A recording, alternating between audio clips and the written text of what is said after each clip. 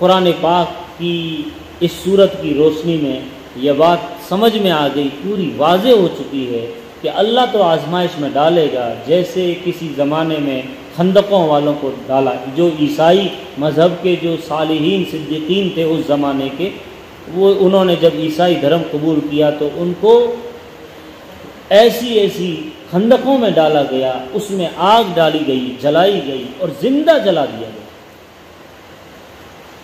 ایسے حالات تو اب تک نہیں آئے۔ ایک دوسری سورہ ہے سورہ عنکبوت، اللہ ان دشمنوں کی آزمائش اور پلاننگ کے بارے میں ایمان والوں سے یہ کوشچن کرتا ہے، احسب الناس ان یترکوا ان یقولوا آمنا وهم لا یفتنون، کیا لوگ یہ سمجھتے ہیں کہ تم ایسے ہی آزاد چھوڑ دیے جاؤ گے اور آزمائش میں نہ ڈالے جاؤ گے؟ یہ سوچنا تمہاری بھول ہے، تم آزمائش میں ڈالے جاؤ گے۔ اور ایک طرف اسی صورت میں سورہ عنکبوت میں یہ اللہ نے بتایا کہ یہ دشمنوں کے سارے برج، سارے قلعے، ان کی ساری حفاظتی دستے یہ مکڑی کے جالے کے برابر اور مکڑی کے گھر کے جیسے ہیں۔ اللہ نے فرمایا اسی سورہ میں ان اوہن البیوت لبیت العنکبوت، گھروں میں سب سے کمزور گھر ان کا ہے، جو دشمنوں کا۔ جو لوگ اللہ کے علاوہ کسی اور کا سہارا لیتے ہیں، مثل الذین اتخذوا من دون اللہ، اللہ کو چھوڑ کر کسی اور کا سہارا لیتے ہیں، مثل الذین اتخذوا من دون اللہ اولیاء کمثل العنکبوت، ان کی مثال مکڑی جیسی، ان اوہن البیوت لبیت العنکبوت لو کانوا یعلمون۔ اب ہمیں یہ سمجھنا ہے، ہم یہ جو کہتے ہیں کہ دشمن پلاننگ کر رہا ہے، دشمن یہ کر رہا ہے، دشمن وہ کر رہا ہے، دشمن شریعت پر حلہ بول رہا ہے، دشمن نمازوں پر پابندی لگانے کی سوچ رہا ہے، اذان پر پابندی لگا رہا ہے، حجاب پر پابندی لگا رہا ہے، ایک طرف یہ ساری باتیں ہیں، ہمیں یہ سوچنا ہے کہ ہم کیا کر رہے ہیں۔ آپ کیا یہ حقیقت نہیں ہے؟ تھوڑی دیر کے لیے آپ سوچئے، ہم اور آپ غور کریں، ہم نے یہ بابری مسجد کا مسئلہ اتنا اچھالا کہ دشمن نے اس پر گرا دیا ہے، قبضہ کر لیا ہے، ناجائز قبضہ ہے، یہ ہے وہ ہے، ریلیاں ہوئے، کروڑوں روپے خرچ ہوئے، لیکن کبھی ان مسلمانوں نے یہ سوچا ہے کہ کیا اوقاف کی جائیداد میں صرف ایک بابری مسجد تھی؟ دوسری ہزاروں مسجدیں ہیں جو ان ٹرسٹیوں اور ان متولیوں کے ہاتھوں میں جو 100 روپے کرائے پہ دی ہوئی ہے، جس سے وہ اپنا گھر چلاتے ہیں۔ بیت المال کا کیا سسٹم ہے؟ مسجدوں میں کوئی پوچھنے والا نہیں، کوئی حساب لینے والا نہیں، وہ مسجد کو اپنی جاگیر سمجھتے ہیں۔ کتنے مسجدوں کے حصوں کو، جگہوں کو متولیوں نے، ٹرسٹیوں نے بیچ دیا۔ ہمارا کیا رویہ ہے مسجدوں کے ساتھ؟ اگر ہم جب مسجد کی بات کرتے ہیں تو ہم اس طرح سوچیں کہ ہمارا کیا تعلق ہے مسجد کے ساتھ؟ ہم تو جانتے بوجھتے شریعت پر عمل کرتے ہوئے اللہ والے ہیں، نبیوں والے ہیں، اس سسٹم والے ہیں، اور ہم یہ کام کریں، اور ایک دشمن جو جانتا نہیں اور الٹا وہ آپ سے نفرت کرتا ہے، آپ کے خلاف پروپیگنڈا کرتا ہے، اس سے یہ توقع کی جائے کہ وہ آپ کی مسجد کی رکھوالی کرے، حفاظت کرے، آپ کی شریعت کی حفاظت کرے، آپ کے قرآن کی حفاظت کرے، یہ امپوسیبل ہے۔ ہاں دھرنے ہوں گے، احتجاج ہوں گے، اس کا پازیٹیو رزلٹ آتا ہے، لیکن یہ کب آتا ہے؟ جب آپ اپنے اعتبار سے اپنا محاسبہ کر رہے کہ میری نظر میں میری مسجد کا کیا معاملہ ہے میرے ساتھ، میں قرآن پر کتنا عمل کرتا ہوں، میں شریعت پر کتنا عمل کرتا ہوں۔ آپ دیکھیے میراث کے مسائل، ترکے کے مسائل، ایک باپ کیا انصاف کرتا ہے اولاد کے درمیان؟ کیا بیٹیوں کو حقوق دیے جا رہے ہیں ترکے میں سے؟ ایک آدھ بھائی، ایک دو بھائی پوری جائیداد پر قبضہ کر لیتے ہیں، اور ہم یہ سمجھے کہ ہمارے پرسنل لا کے اندر شریعت نے حکومت نے مداخلت نہیں کرنی چاہیے، اور ہم جو کر رہے ہیں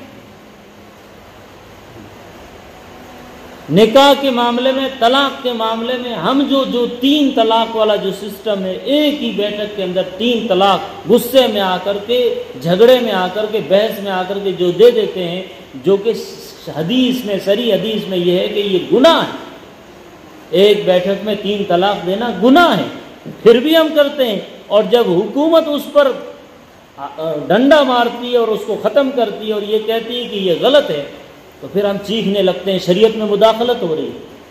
ہمیں اپنا محاسبہ کرنے کی ضرورت ہے کہ شریعت کا اور قرآن کا، اسلامی روایات کا، اسلامک کلچر کا، اسلامک طور طریقوں کا میری نظر میں کیا اہمیت۔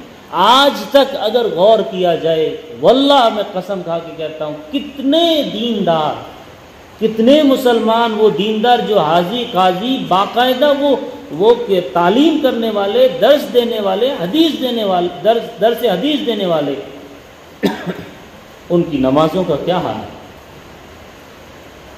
ان کی نماز کیسی؟ آپ شرم آتی ہے دیکھتے ہوئے، عجیب کیفیت بنتی ہے کہ یہ درس قرآن دیتے ہیں، یہ لوگ درس حدیث دیتے ہیں، یہ لوگ جماعت میں جاتے ہیں، یہ لوگ بیان کرتے ہیں، اور نماز میں کھڑے ہیں اور ایسے دیکھ رہے ہیں، ایسے دیکھ رہے ہیں، ادھر دیکھ رہے ہیں، رکوع سیدھا نہیں کرتے، رکوع سیدھا نہیں کرتے، رکوع یہ ایسا رکوع ہے، اور یہ لوگ اتنا رکوع کرتے ہیں۔ نماز ہوتی کیسے؟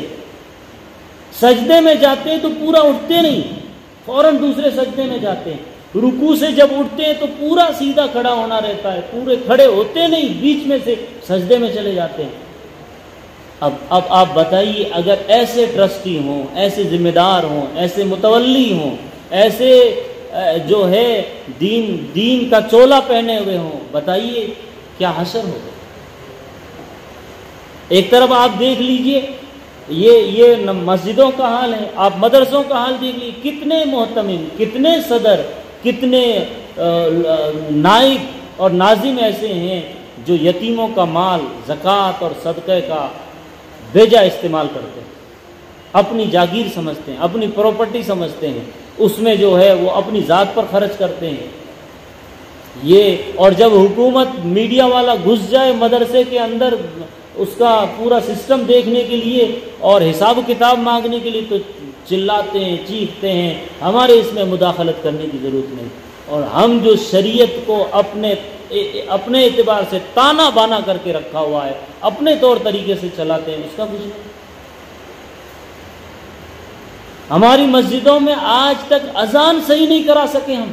ایک مؤذن کی اذان کیسی ہونی چاہیے جو ایک انسان کے اندر حرارت پیدا کر دے، انسان کے اندر ایک ایمان کی روشنی ڈال دے، وہ دوڑا آ جائے، کوئی ہندو جا رہا، کوئی مسلم جا رہا، کوئی سکھ جا رہا، کوئی عیسائی جا رہا، کوئی کرسچن جا رہا ہے، بازو میں رک کے کھڑا ہو کے کان دے کر مجبور ہو جائے سننے کے لیے۔ اذان تو وہ ہوتی ہے، اذان ہم ایسی بھدی آواز میں اور ایسے بھدے الفاظ نکالتے ہیں کہ میننگ سے نہیں سمجھتا، الفاظ نہیں سمجھتے۔ ہمارا یہ حشر ہے، ایک اذان ہم صحیح نہیں کر سکے اور سالوں سے ایک صاحب مؤذن بنے ہوئے، یہ حالت ہے۔ اور جب اذان پر پابندی لگتی ہے کہ یہ اذان ڈسٹرب کرتی ہے، تو پھر ہم چیختے ہیں، چلاتے ہیں۔ یہ وہ باتیں ہیں جو گہرائی کے ساتھ اس امت کو سوچنے کی ضرورت ہے۔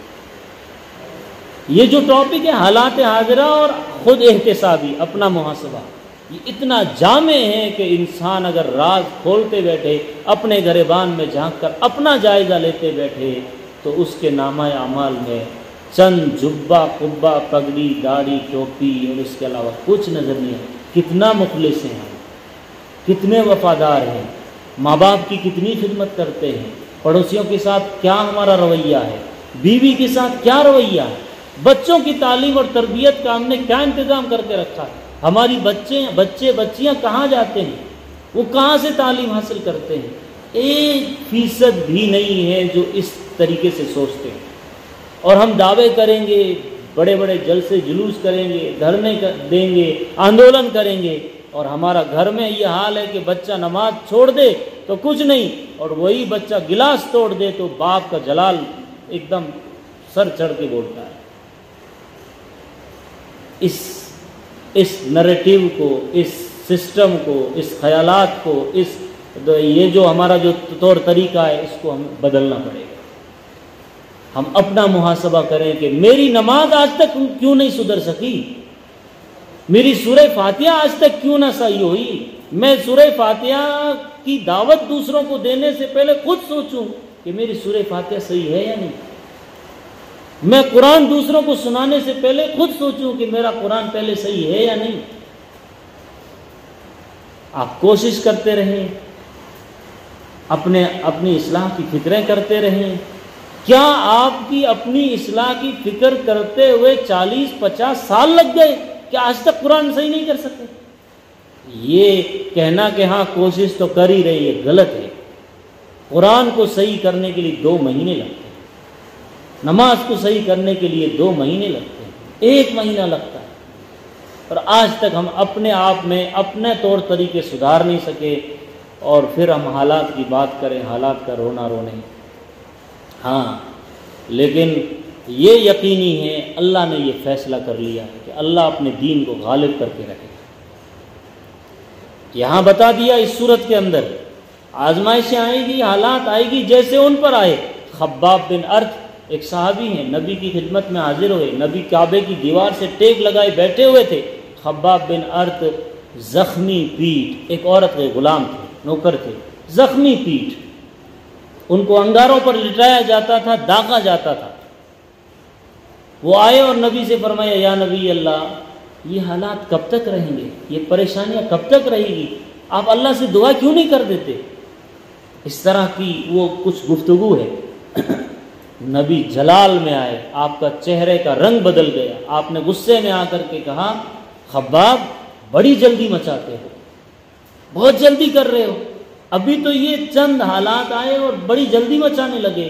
تمہیں پتہ ہے کہ پرانی قوموں پر کیا کچھ آزمائشیں آئی، زمین میں گاڑا گیا، اتنا بوڈی زمین کے اندر گاڑ دیا گیا، اور اوپر سے دشمن بیٹھتا تھا اور آرے سے جسم کو چیرتا تھا، زندے جسم کو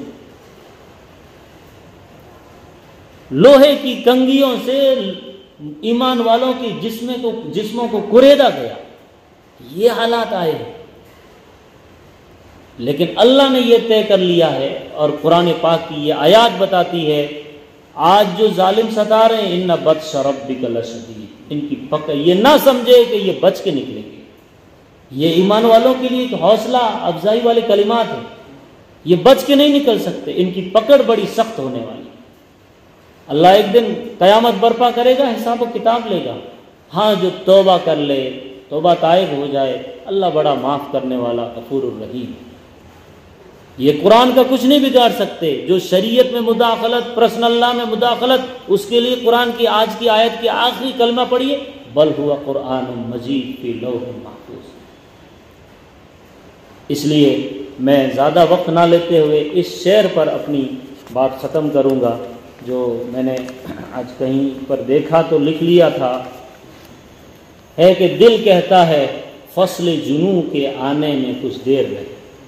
فصل کہتے ہیں بہار کو، دل کہتا ہے فصل جنوں کے آنے میں کچھ دیر نہیں، اب یہ ہوا چلنے ہی کو ہے، صبح چلے یا شام چلے۔